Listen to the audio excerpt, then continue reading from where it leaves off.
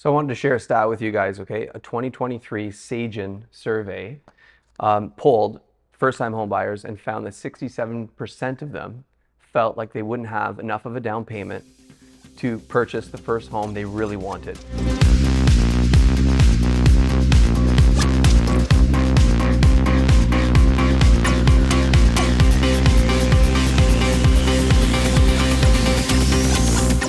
So that's a startling stat.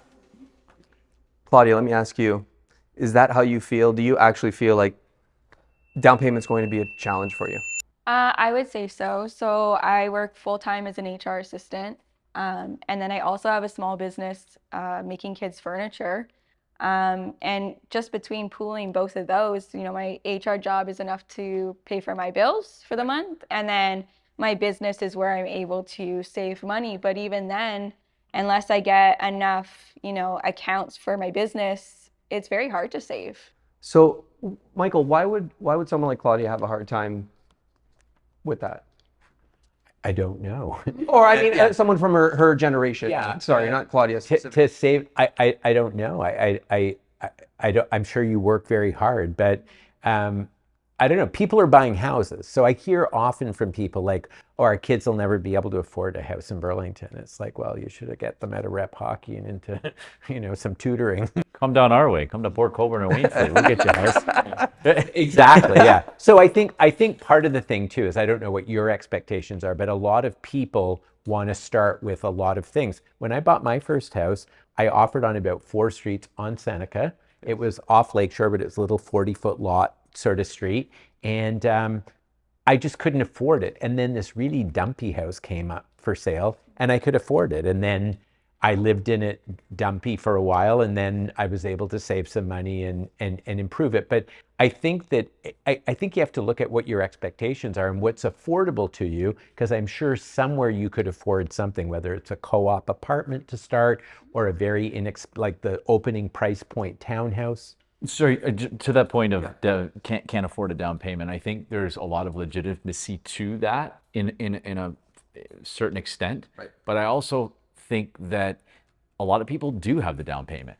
I think there's a lot of people that actually do have it. They just don't maybe realize it, that 20,000 can actually buy you something. The next step of that is not saying that you need 40 now because they saw the house on Instagram that's 550 that they want that. It's taking that 20 grand and what can I afford for 20,000? Is it that townhouse in that not so great area in a smaller town just outside of the city that has higher price? Like, there are homes you can buy for 350,000 in Niagara region. It sounds like there's some entitlement out there. Is there some entitlement, Michael? For sure. Hold on, I'll speak to this. Okay. Tell us. I do think that for the vast majority of people that there probably is an entitlement that, you said your first house is a fix-me-upper, it was a shoebox. And I think now at our generation, we do want to move into a nicer house than, something that is a dump. But for me personally, so I did student housing till I was done university, and in college, that was my 5th year, did student housing. I was saving money because it was only $400 or $500 to rent out a room. And then I moved into my apartment. So right now it's about $1,100 plus hydro. So it's quite a good price right now for an apartment. But still being able to pay those bills is hard. And yeah, I don't know. It's just trying to save, but You don't seem convinced.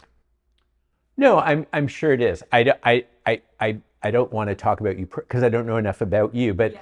I think there is an entitlement. I think there's an expectation. People think they deserve, I don't know where your parents started, but I look, when I was a little boy, I grew up in Montreal, and my parents lived in a 2-bedroom flat, and they put the 3 of us in in the master bedroom, if you want to call it that, and they slept in the smaller bedroom because they had 3 kids and they had 2 bedrooms. So, and they saved, and then they bought a house, and they ended up doing really well in many sort of aspects of their lives. But they started out with, paying, I don't know, like $75 a month or $105. I don't even know what the rent. So you rent, you buy like the dumpy house, like and I listen to people, I see people on the news talking about it because the housing crisis is such a huge issue now that people, it's a political game too, right? It's about how to, the WEF is at work there, the World Economic Fund. It's all part of the